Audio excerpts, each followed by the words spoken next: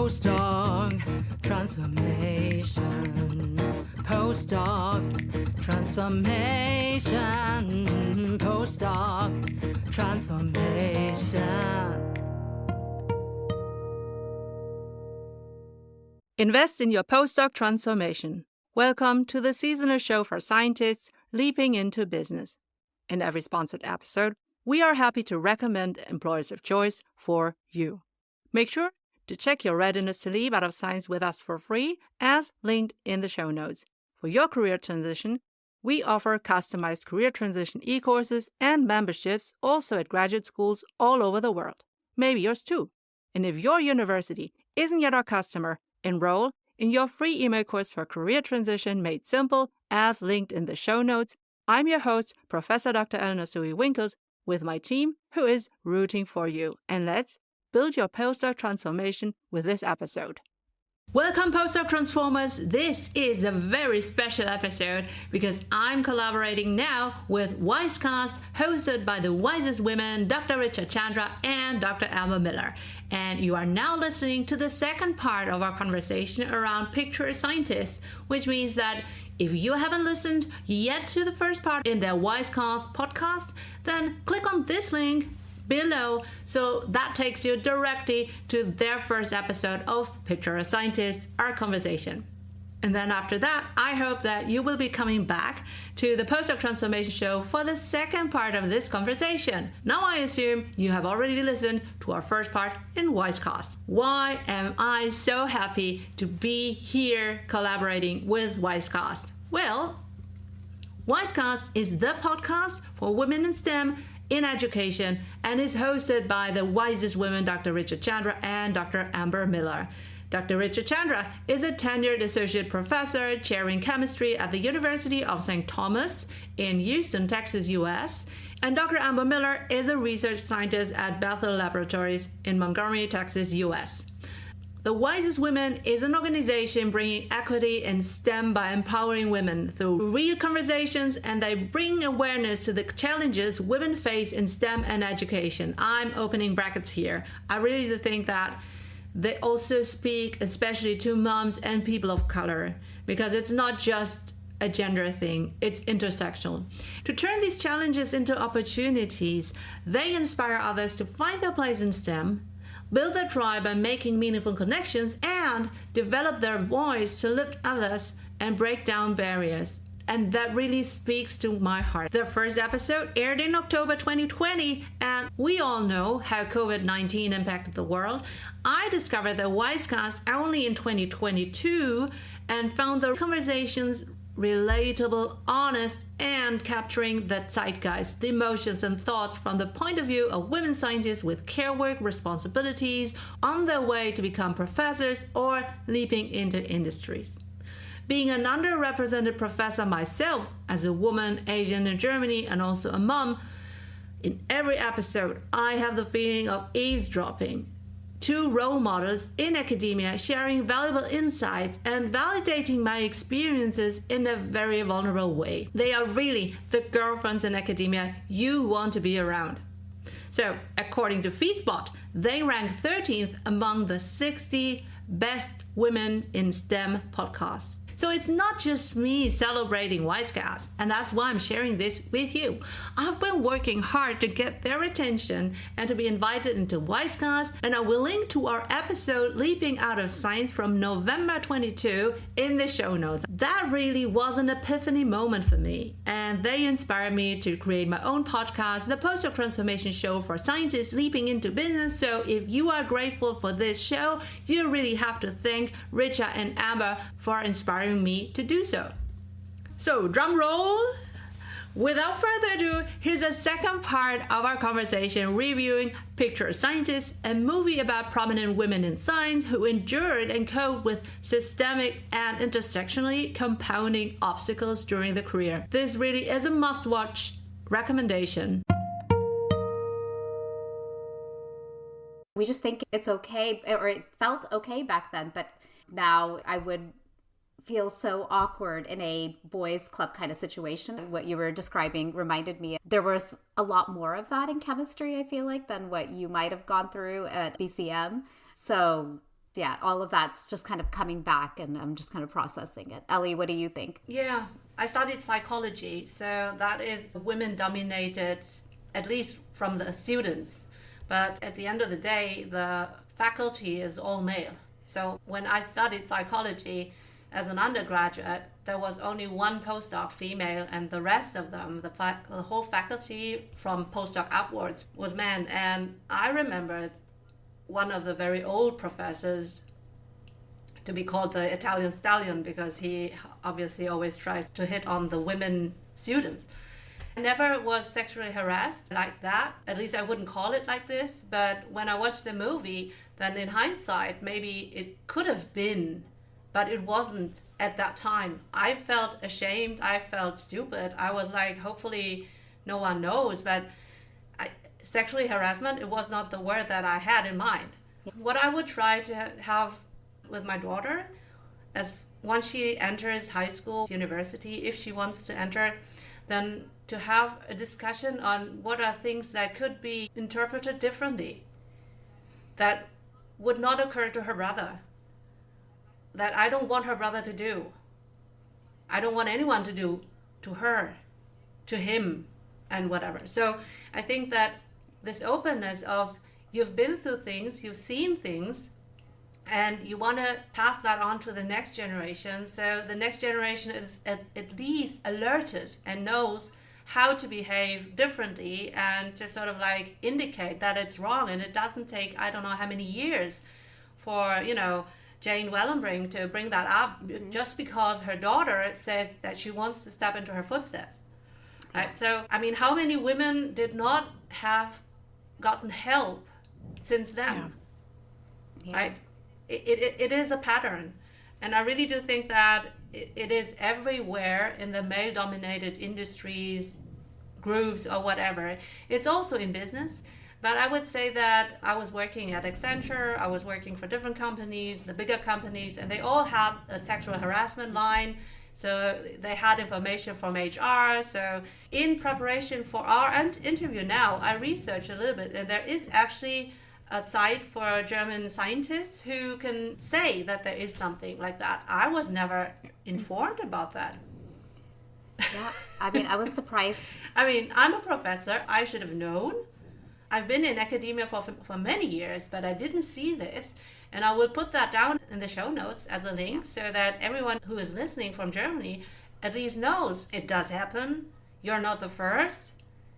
Maybe you are lucky if nothing bad happened, but it's those microaggressions that nag on your competency. I'm really wondering how many of the postdoc transformers who want to leap into industries are actually leaping because they have been fallen victim because of that. They're maybe going away from academia because of that. I'm emphasizing the future of work is not in academia, but instead it's there and there and there. I'm helping them to look forward, but maybe I have closed my eyes in the sense of what is deterring them away from academia. So that really is an important episode for me to think about future content, so that maybe I need to dovetail that into future content as well. And once you have determined your readiness to leap and want to transition into business or industries, then you can enroll in your free email course with 10 actionable, bingeable email lessons until you start your job in business. You'll get 10 emails like this. Number 1, how to leap out of science. Number 2, how to build your sustainable LinkedIn profile. Number 3, how to read social media and network. Number 4, how to research your favorite jobs and employers. Number 5, how to do informational interviews to get insights. Number 6, how to create your customized applications with ChatGPT. Number 7, how to prepare your thesis from a business point of view. Number 8, how to apply to your favorite employers. Number 9, how to choose the right job offer. Number 10, how to prepare for your new job. And if we just kind of list some of the things from the documentary that were considered these microaggressions, the stuff that's under the iceberg or submersion water. So the things that they brought up: mistaken for a custodian, ignored in meetings, inappropriate emails, treated like a technician, not getting credit. Looking at you, Amber. Questioning competence and family leave stigma. Oh, gosh. And that just, when I was watching that, I was telling Amber yesterday, I got emotional towards the end of the movie because I think that, I mean, I'm guilty of like maybe suppressing, minimizing these individual events. And it's what Jane said in the documentary, like time would pass. So it's not like continuously these things happen, right? Like, so you might have days between or years or months between these things, but they chip away at you. They take up space, time away from you being able to be productive in your career and really just kind of the privilege that our male counterparts have where they can just not even think about those things or deal with those things. I have been accosted when I started off in my career, partially because I look young and I'm petite, like, what are you doing in here in the faculty lounge? Like, you know, making copies of my exam, right? I'm like, I am faculty, you know, just because picture a scientist, I may not look like it at that stage. But yeah. Amber, you were saying that you weren't sure if you were feeling optimistic or just kind of, you know, downtrodden about this. Yeah. I mean, and to circle back, like I think it was Dr. Burks who was talking about her email, basically the time it takes her to respond to emails to make sure she has appropriately crafted the email and so that it's not too assertive, right? Or she'll come off as angry and all of these things. And I thought, I to this day still take so much time when I craft my emails. And before, I think I took a lot of time, and now I'm taking a lot of time to almost undo some of the stuff that I have ingrained to minimize my ask, right? Like, I just wanted to know, I just wanted to follow up. Like, no, I don't need to put the just in there anymore. I wanted to follow up with you to check in on X and Y. What is professional? What's going to come across as unprofessional? What's going to come across like I don't know what I'm talking about? What's going to come across as I'm not being collaborative? Or when should I use we? And when should I put I? And when should you do all these things? And, you know, it takes me a long time for some of the emails that I have to write when it's going to different sorts of people or my boss's boss's boss, right? And it's just, when you think about adding up every time I sit down to write one of those emails, and even to a colleague and even to, you know, whoever, it's incredible, right? In terms of, it doesn't seem like a big deal, but I could be doing so much more than just that email in the amount of time it takes me to craft a single email. Hey, postdoc transformer, are you curious to ask professors, principal investigators, visiting scientists, postdocs, PhD students, and candidates some in-depth life and career guiding questions? But it feels cringe, so you end up not asking? Buy our postdoc transformation card game to have more fun and valuable insights in your journal club, lab, and mentoring meetings, lab rotations, during conferences, panels, and breaks at the Mensa. You'll get 10 intriguing mentoring questions per career level. So 10 for PhD students, 10 for postdocs, 10 for professors, 10 for parental scientists, underprivileged and underrepresented and underserved scientists. Check them out with our discount coupon on the Postdoc Transformation shop, linked on PostdocTransformation.com.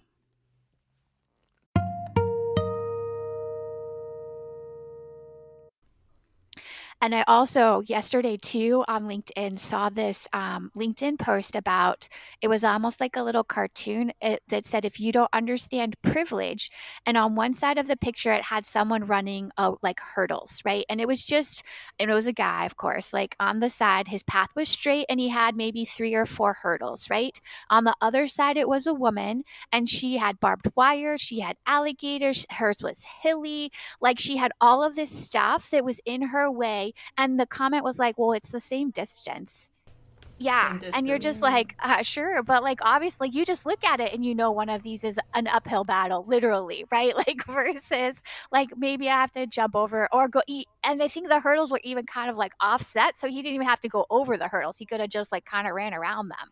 I think now some of these concepts are talked about more. These graphics that are so like easy to understand and to visualize and see, the concepts of equity versus equality versus justice kind of things, where it's the apple tree. And it's like, okay, so you both need ladders. You have the same size ladders, but on one side of the tree, the limb is higher up than the other side of the tree. So even with the same size ladder, they can't even reach, right, the apples to pick.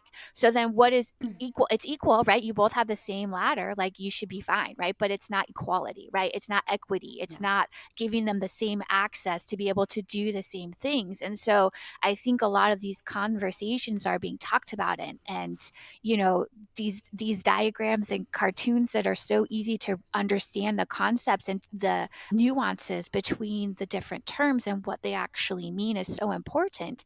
But yeah, I finished the movie and I said, I don't know if I'm feeling empowered or more discouraged. And part of that is because, sure, things are getting better. We just had equal pay day, whatever, the middle of March, right? Like, it's getting better. Now it's the middle of March instead of the end of the March, but it's not moving fast enough. Like that line where the MIT faculty was the same for 50 years, right? And now, okay, I saw, and this is me being cynical now, like, well, the next year after this committee, they hired 50% more women. And I said, so 50% of the 15? So now we have 20, 25 women compared to 149. Like, what does this 50, like, we can say we hired 50% more women, but was it 50% of the 17? Like, what does that number actually mean?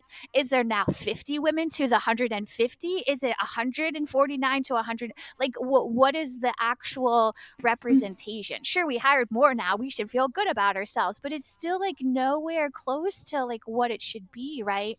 And that doesn't even take into account all of the different like caveats for people of color, right? In general, at these prestigious universities, we're just taking away now, right? Like now at federally funded places, you can't even talk about all the different diversity. You can't use the word diversity at some state institutions, but federally you have to talk about diversity to get funding. So the fact that now there are these different laws, Texas is an interesting place to be when it comes to some of these things. And I don't know how much of this we can actually talk about, but it's just like, I feel like some of this stuff is going backwards, even though we're making progress and these things we realize are important. That's, I think, why I feel like, sure, we've come a long way and I'm very proud to be where we are and the people who have laid the groundwork behind us so that I could even get my PhD, right? Like that was a thing that wasn't a big hurdle to jump through in terms of even just getting into the program and finding a spot. Like the whole process is a hurdle for everyone. That's like a whole nother story. But those things were already, I wasn't the first one to do these things. But at the same time, but still a quarter of women are professionals in STEM fields, right? Like, why is it just that many? And so I feel like, sure, we're making progress, but it doesn't feel at the rate that we should be making progress. And now I feel like laws are changing to undo some of the progress. And it's just, I don't know. And then I think, are we making a difference? And I think we are. We're doing our part. We are making a difference. But it just is like, I don't know. I think that's why I feel defeated, because it feels like it should be better, right, than it is. I don't know. And I think you're right, because it was Nancy Hopkins who brought that up too, that if she had to do it all over again, would she, right? We're activists too, all three of us. We speak about women in STEM and all the obstacles that we face, and we try to empower women, but look how much time it takes up from our jobs. Yeah. I have an annual faculty evaluation due. I'm sure my male colleagues are done, right? But I'm being an activist also. So watching the documentary, I'm taking time away from just having that smooth climb or that distance that you're talking about in that graphic. And I feel this social responsibility to do this. So I brought this up to my student group. We were at the ACS conference the last few days, and, the male students didn't get it, that there's this leaky pipeline problem for women. And one of the students said, wait, I heard that there were more women in college now. So that's the stat that he landed on. Like, how is this a problem then, right, for women? And then all the girls, mind you, they're just 20 somethings, right? So, but they're, a couple of generations below us, and still they are experiencing all of the stuff too, right? So they feel that in the classroom. They feel all of the microaggressions in a different way. On one side, we're thankful for the women that came before us, but I hear exactly what you're saying, Amber, and I feel all of those feelings. I do think it's 2 steps forward, 1 step backwards. NSF requires all that Title IX reporting. Thank goodness that we're not, so there are aspects of our government, and that's just government, right? And there's aspects where it's the steps backward, and then there are aspects, thankfully, in science, it's a human endeavor. So there are all these follies that humans can make. So it's not that it's going to be completely objective, the process, but more so than maybe other areas. So I'm glad, I'm trying to do the glasses half full thing, and, the NSF having that. I didn't realize that didn't exist before. So that was eye-opening to me, that, we didn't have this like checking in on if there have been sexual harassment cases against those that they are granting funding to. So that's a glass half full moment. From episode 1 and counting, I have proudly hosted all our Postdoc Transformation Show episodes on Podbean. As a former IT strategy consultant, I have high requirements on my tech stack, and Podbean is my perfect fit for a podcast host. If you want to create your own individual podcast or one for, internal upskilling and communications within a company, DM or email me Podbean so I can share my experience and consult you. You can also use my affiliate links for perks launching your own podcast with Podbean. I built my postdoc transformation as a digital business, and I chose ActiveCampaign to be the centerpiece of all my services like email course, podcast newsletter, show notes, website, sales page, merch shop, forms, whatever it is, as needed. ActiveCampaign is a must-have recommendation. I use it daily. If you want to create your own digital business with various lead magnets and funnel options, DM or email me ActiveCampaign so I can share my experience and consult you. You can also use my affiliate links for perks. Yeah, and I'm actually looking at it from a more elevated perspective, because I'm a professor for industrial and occupational psychology. And for some reason, I don't really understand that most of my students want to go to HR.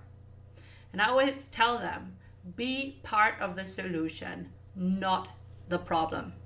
Okay? You look at me being one of the very few female faculties.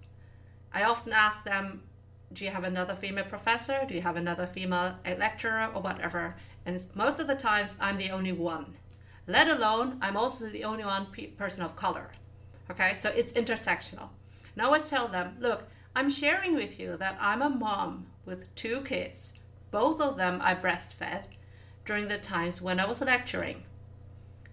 My students, the ones who were privileged to see me, they saw that I had to breastfeed every 2 or 3 hours, so I had to make breaks and everything. So do you think that I'm capable like my male counterparts? Because if you do, then I want you to also think about when you promote people within an organization, within the company, when you promote people from rank to another rank, I want you to look at it from a gender bias as well. Are you promoting only men? More men? And why not the women as well? Do they have to be higher performers? Maybe they're caregiving and etc. Can you change the type of jobs?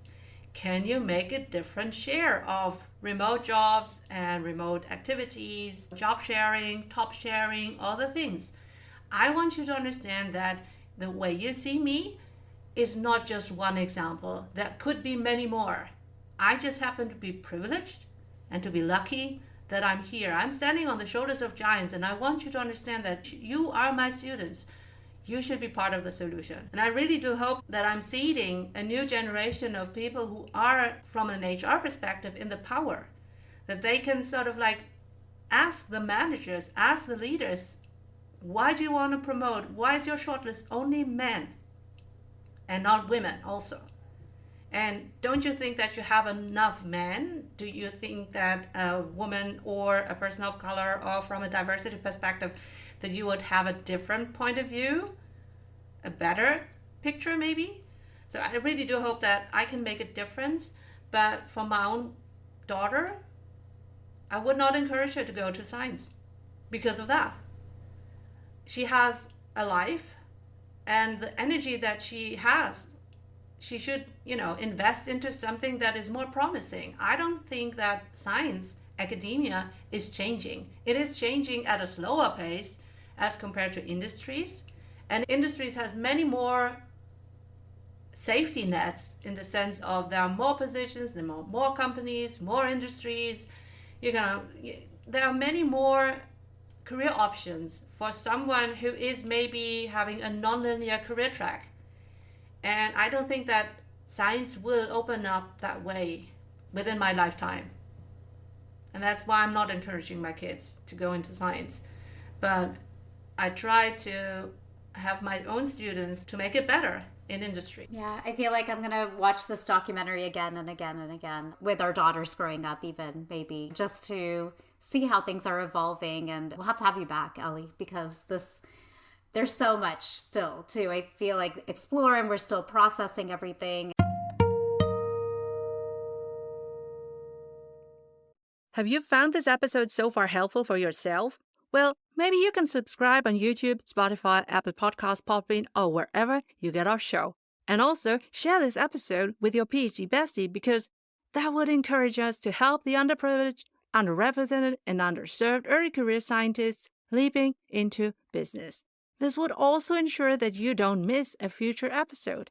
Also, our subscription and listening numbers are key for finding the right sponsors for our show so that we can help you for free. And now, back to the show.